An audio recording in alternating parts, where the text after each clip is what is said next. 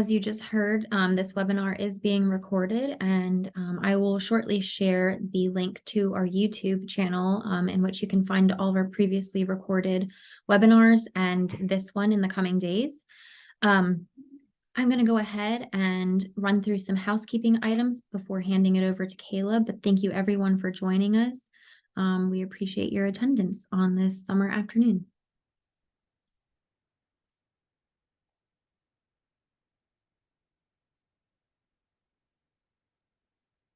Alrighty. Well, we thank Virginia Housing for sponsoring our webinar series. Our webinar series is held every fourth Tuesday from 1 to 2 p.m. We have a great lineup in the coming months with presenters to soon be announced.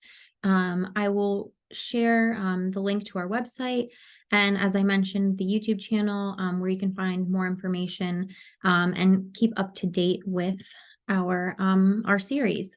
So today, Caleb Perkins of the Appalachian Agency for Senior Citizens will be presenting STAR, Smart Tracking and Referral. And while I go ahead and stop sharing my screen, I am going to first, I'm going to hand the screen sharing over to Caleb. I'm going to quickly run through Caleb's biography so you can learn a little bit more about our presenter today. So Caleb Perkins is the Executive Assistant for the Appalachian Agency for Senior Citizens. He is a 2021 graduate of Liberty University with an MA in Human Services Counseling. Caleb has worked with AASC for over 4 years, first working in the Environmental Services Department. He then moved to the intake position with the Care Coordination Department, where he worked to streamline processes for intake services.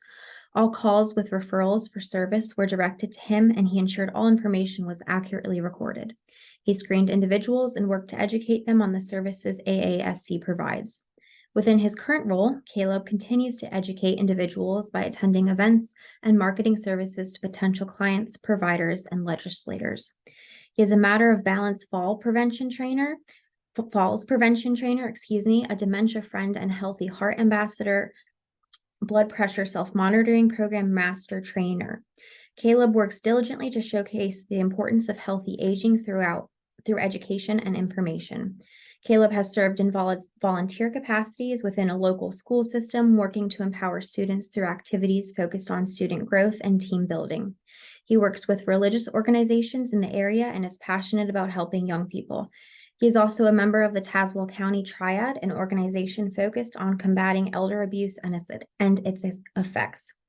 As of 2022, Caleb is a member of the Clinch Valley Community Action Board of Directors as a representative of the Senior Volunteer Services Advisory Council. And before handing it over to Caleb, I did forget to mention that we really do encourage questions. So please submit your questions through the Q&A feature versus the chat feature. That way, Caleb will be able to keep track of all inquiries as we get to the Q&A portion at the end of this webinar. You can also use the chat feature to reach out to me if you have any logistical questions.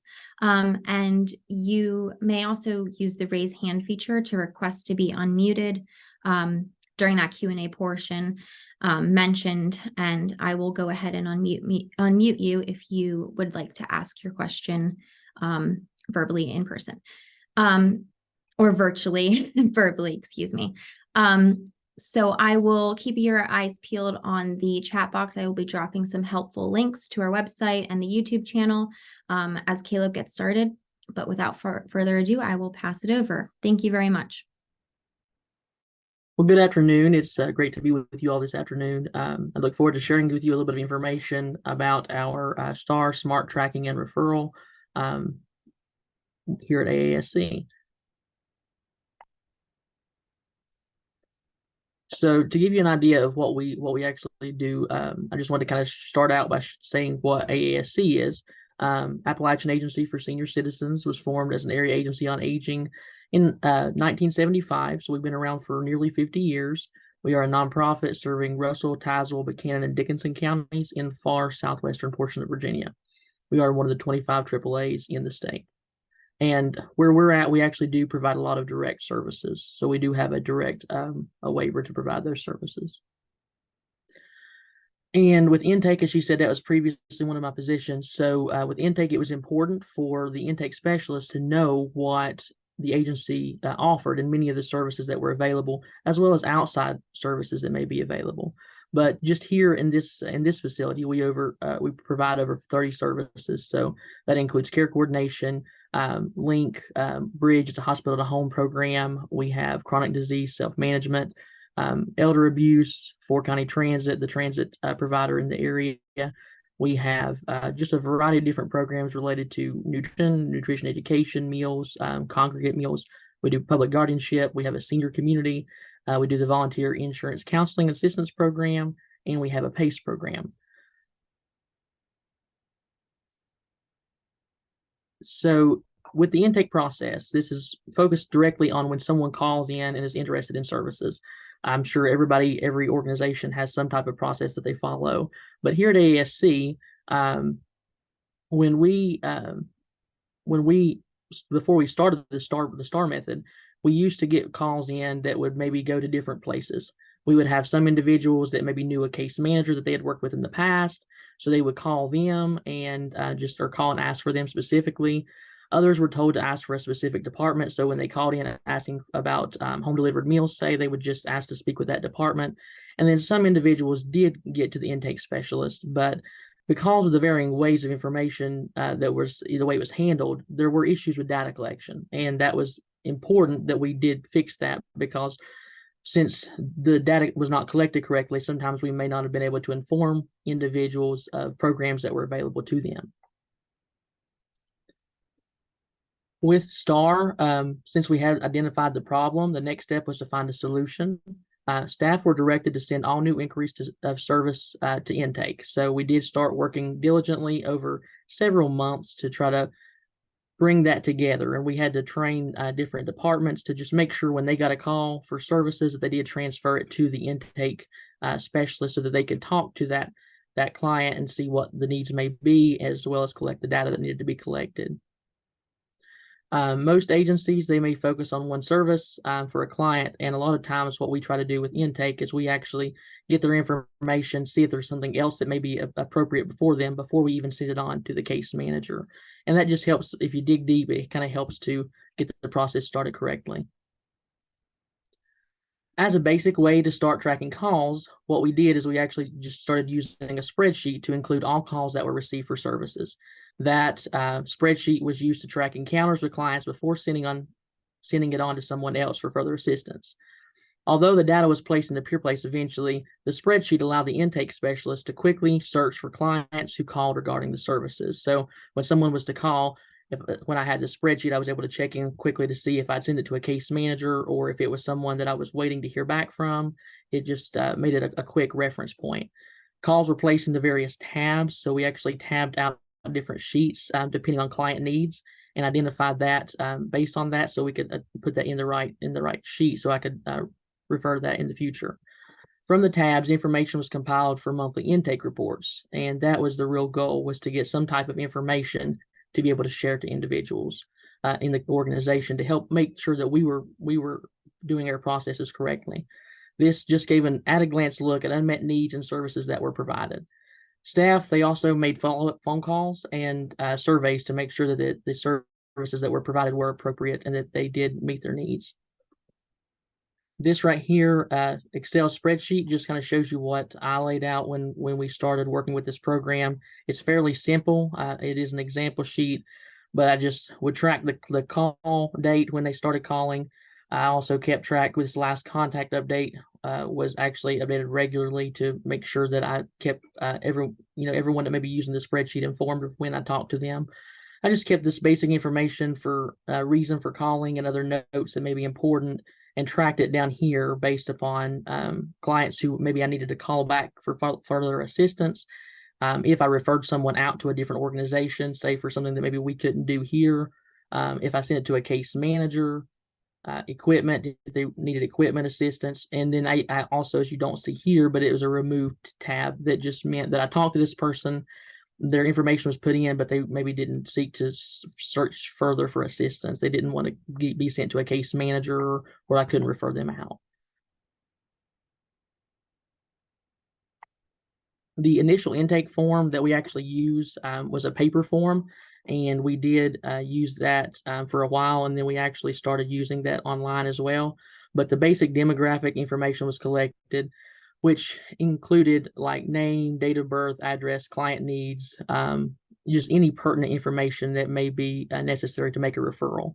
Other information was collected maybe as needed, which would include veteran status and previous services received by AASC. This information helped the intake specialist to input the data in both the spreadsheet and in Pure Place, which in turn helped with reporting. Depending on client needs, different intake questions were developed at various times. Of course, when COVID first made its presence known, we did have quite a few clients that were in need of assistance with food. So that was something that was added to the initial intake form so that we could catch that quickly and get that routed off to a separate, as a separate need that was more emergent.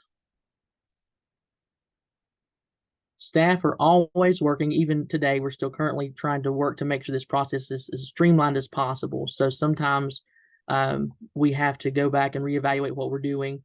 But we have been recently collecting data on client needs per county, which helps us to drill down more effectively what areas in our service area, although we do serve 4 counties and they are all rural, there are differences in each county. There are some things in one county that may be more prevalent, some needs that are more prevalent than others, transportation needs or housing needs or home repair. So this data that we collect right at intake per county has helped to kind of showcase that need more prominently. And we also just ask how individuals have heard about AASC and the services that we provide. The monthly reports that were developed from the spreadsheet were focused specifically on the number of calls received for services as well as what the service needs are.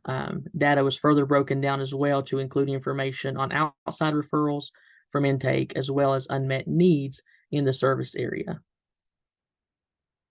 This right here just kind of shows you a little bit about our reports. We do, as you can see on the left, there is a general intake report that would generate from the spreadsheet. And it just showed how many calls we had per month and whether or not I was still working with them, if that was something that they were still, maybe hadn't been sent to a case manager yet, but they needed assistance from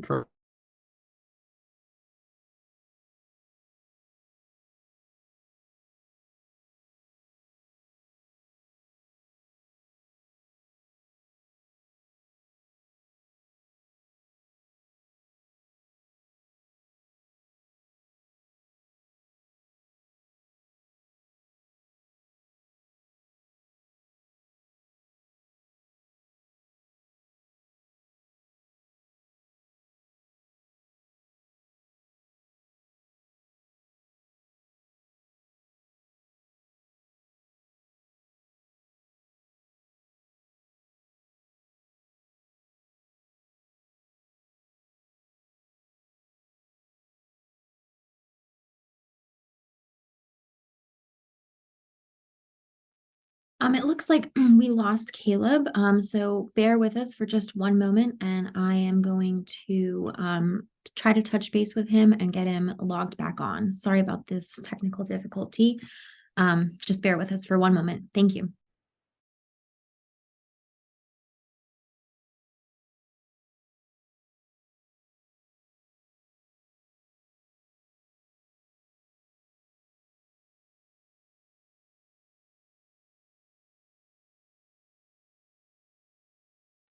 Alrighty, we got Caleb back. Okay,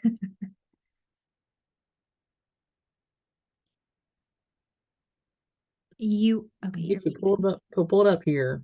I was talking away and then I got taken away. All right.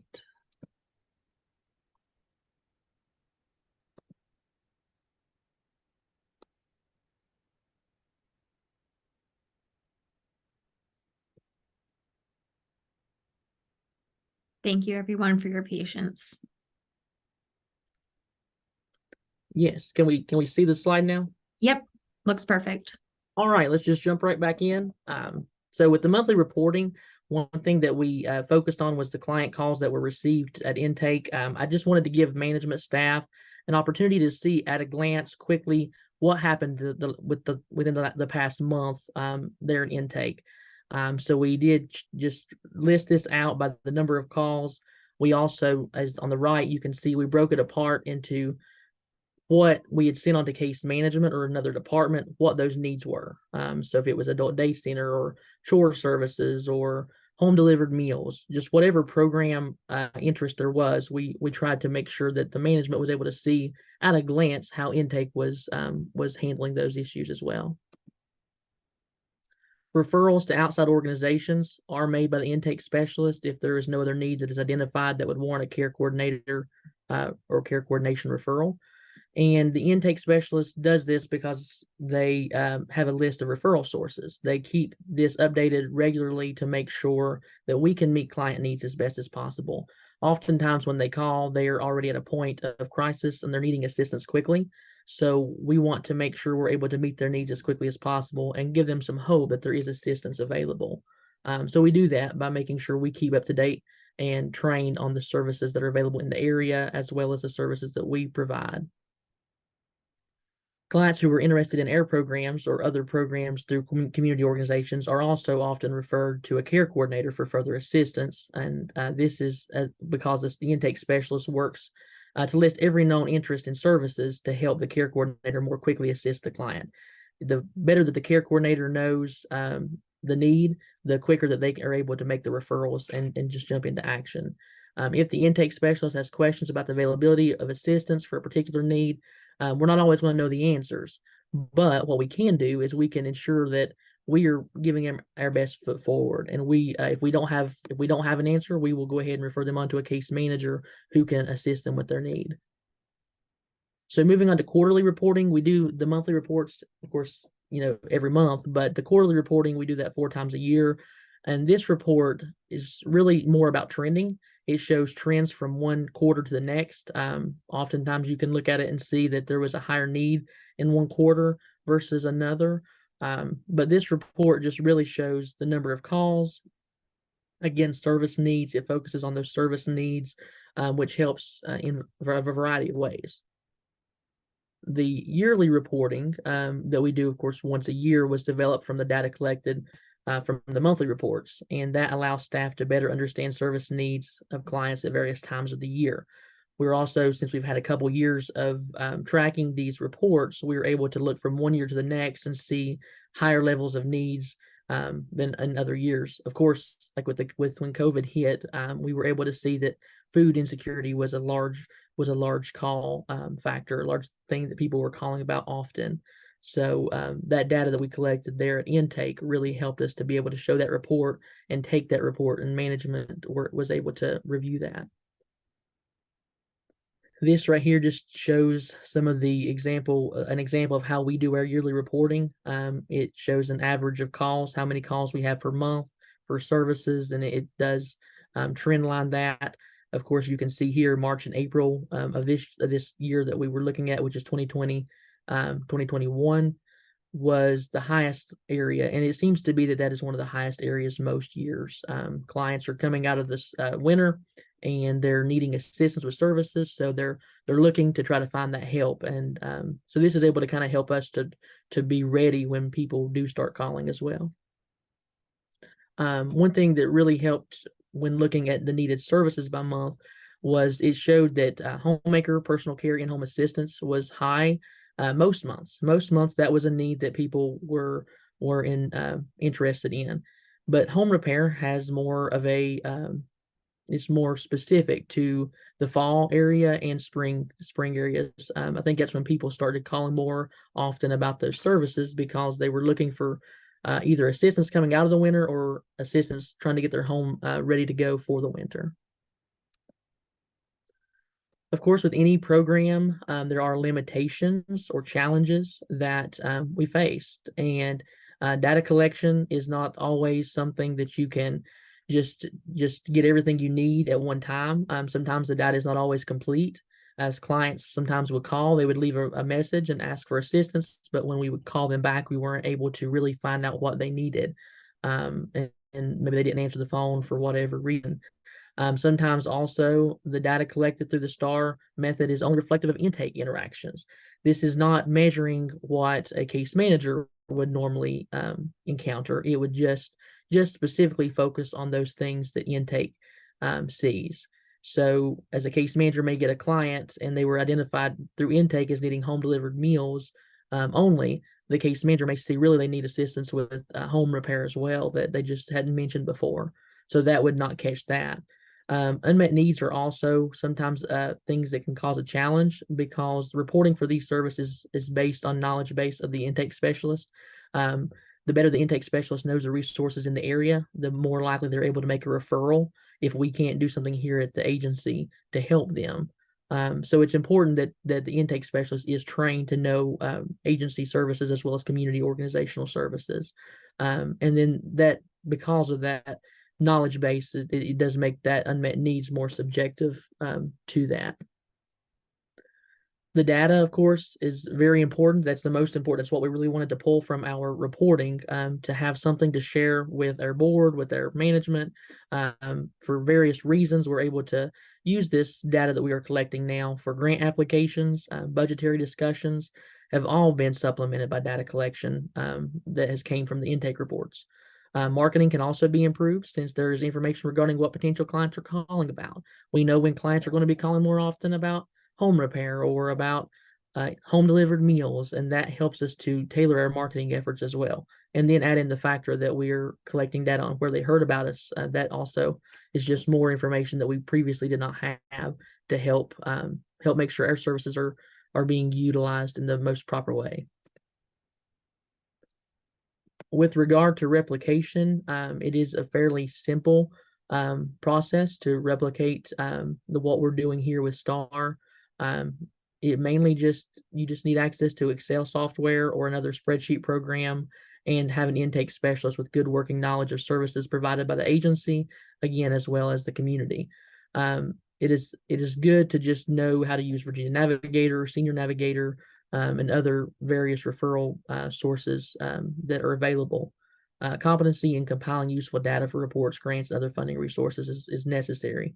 But those are things that can be gained and can really make this program or method a success at your organization. And that's kind of what I have today, to just share a little bit about what we did here at the agency with STAR.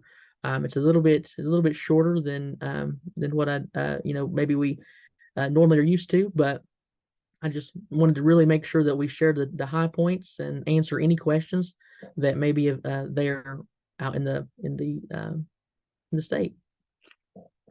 Thank you, Caleb. Well, I do see a few questions coming in. So if I can go ahead and pose them, or however you want to handle it. I see one from Nanette Relave, and I'm sorry if I'm mispronouncing your last name, Nanette. How does this process relate information and assistance, or is intake similar to INA? Intake is essentially information and assistance. When you look into Pure Place and the way that we operate it, we do use information and assistance to do our intake process. So we just kind of lay it out a little differently here. But in terms of where the funding sources are coming from and how everything works together, we still follow those processes in the long run. We use Pure Place to answer anything that needs to be put into Pure Place is put into Pure Place as well.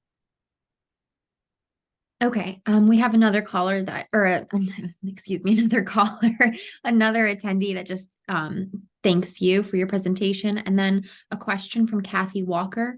Kathy is curious about how intake workers took calls. Approximately how many calls per day do they handle? And does the intake worker add calls or encounters to Pure Place? And I know that you touched on this, but if you could maybe speak to volume. Yeah, so thank you, Kathy, for that. It depends on need. Normally, when we started this, I was the only intake worker that took calls. So I normally took between 10 and 20 calls a day, and put that into Pure Place. We do add calls, encounters to Pure Place.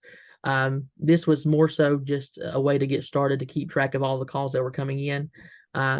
There were times, especially when COVID first, in March of 2020 and April of 2020, we had over over almost double some of the calls that we had in months past. So with that, we did use more staff to help with intake. Currently, we have one intake specialist and another program assistant that help with intake. So they normally still take about 10 to 15 calls a day on a normal day. And one Okay. thing I didn't mention actually, and I'll go ahead and just kind of explain a little better with this, because you were asking how, the data was collected. One thing we do is we do have access to, with Microsoft, with Teams, we can keep these things on a Teams drive. So if two people are working at the same time, they're not overlapping one another. They're able to save at the same time, which allows for real-time updates on the spreadsheet. Great. Well, if anyone else has any other questions, please feel free to do so now. We have plenty of time. Caleb, is there anything else that you can think of, frequently asked questions that you've received that might not have been asked by our attendees so far?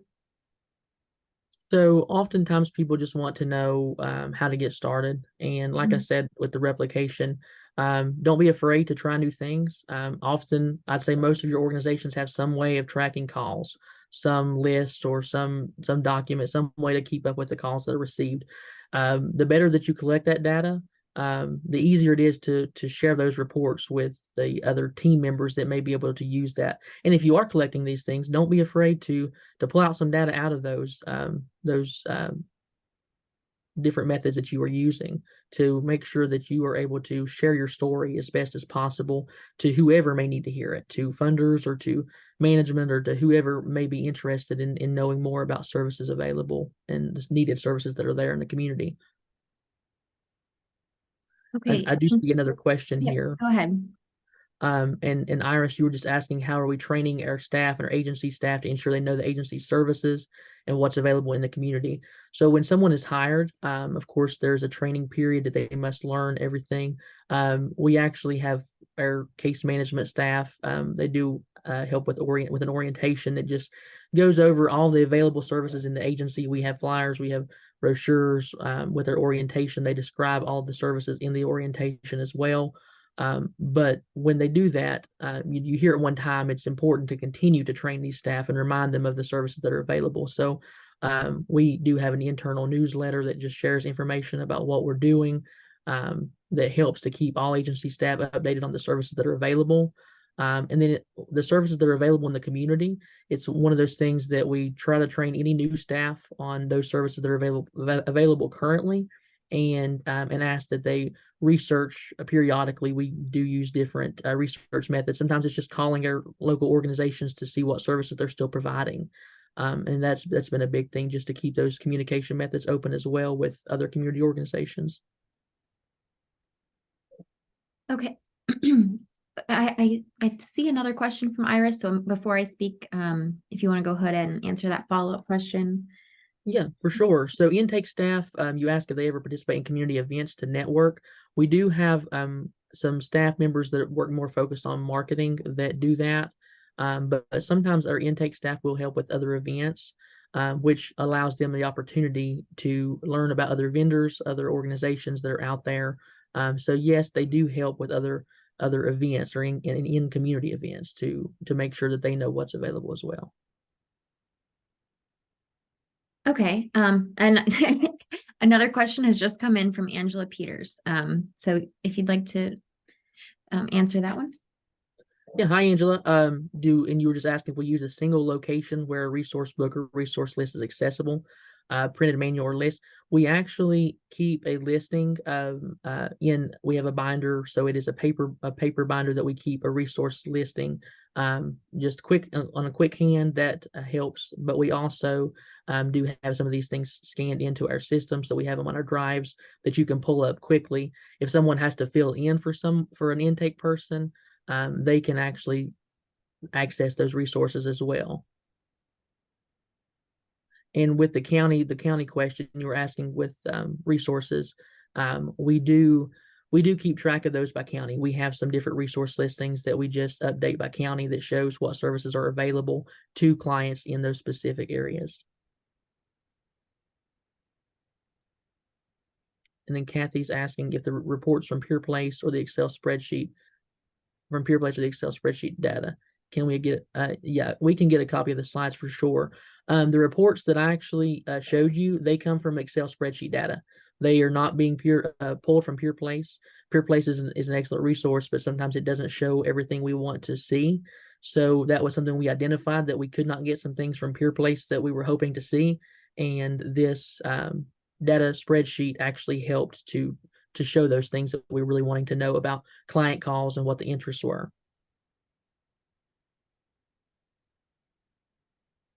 Okay, well, I don't want to close this out just yet because we still have a lot of great questions that are coming in. So feel free to ask your questions now. We do have time. As Caleb mentioned, we are more than happy to send out the slides. We will be sending out the slides in our follow-up email to all attendees, which will include the link to the webinar recording as well. And that will be coming out in just a few days.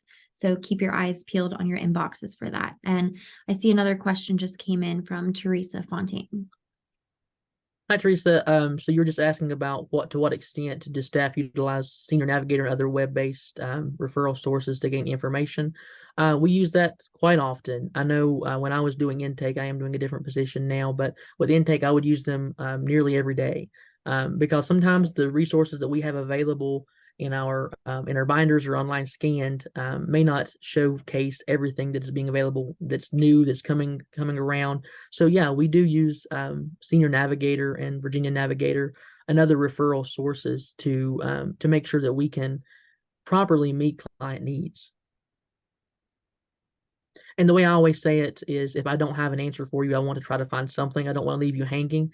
So I would tell clients, sometimes it's a matter of me just doing some research, but let me research and see what I can find and give you a call back. And that's really what sometimes they're looking for, is just to have someone that they feel is valuing their opinions and taking into account what they have need of.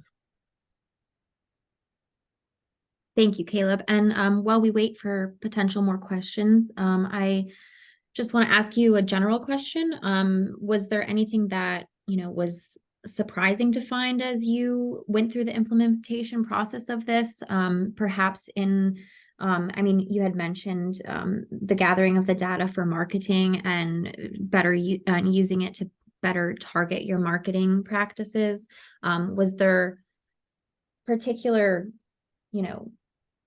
topics or matters of concern that were coming in that were otherwise previously overlooked, or anything of that nature, or just something that might have been, surprising that others might find in the implementation process? I think one of the main things is that as we were doing this, there were times we get so caught up in trying to provide services that sometimes data collection cannot be always as included or caught as best as we should have. So that is one thing, that doing the spreadsheet and having those reports, that really helped to open our eyes to things that we needed to more properly track. And even though it may not be directly related, but just demographic data and client needs by county, those things were things that as we were going, we were learning, and we hope to learn every day. Those are things that we really saw that needed to be more closely tailored and more closely looked at to ensure that we are properly meeting needs and having data to support those needs at hand. Okay. It looks like we have another one from Iris. And Iris, you're just asking about how we connect with faith-based groups to stay connected with services they provide. We do have close connections with several different faith-based groups. They keep us up to date on programs that they're doing. If there is something that they don't do that they're doing that we don't know about, we do, and we hear about it from someone, we try to reach out and just make sure we understand the services that are available. We call them every so often to make sure they're still doing the services that we do have that they say that they're doing. So it's just all about keeping your connections with those faith-based groups, and that goes with any other referral source.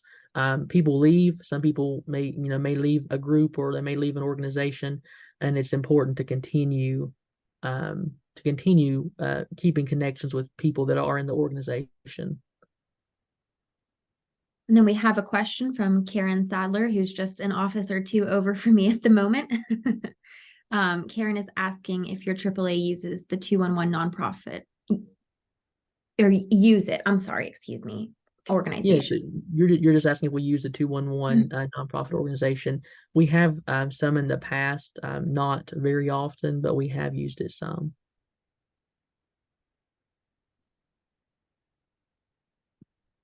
Alrighty, well, if we do not have any more questions, I will go ahead and close this webinar for today. But we really thank everyone for joining us. And Caleb, thank you so much for taking the time to answer all the questions that we received. I think it was a very informative webinar. And as we mentioned, we will be sending out a follow-up email, and we will be including Caleb's email that you see here on his last slide. So if you have any other questions, I'm sure Caleb is more than happy to reach out, or more than happy to answer your questions if you reach out, if you think of something after today's call. But thank you, everyone. I really appreciate you all for joining, and thank you, Caleb, for presenting. Well, thank you, and thanks to all those that, as you said, those that attended. We are always here to help, and we're so appreciative of your interest. And just to have the opportunity is a wonderful thing to be able to share the great things that other organizations are doing. It's great to learn about them, and it's great to just to grow as a whole. And I'm thankful for that. So thank you. Thank you. Thanks, everyone. Enjoy the rest of your afternoon.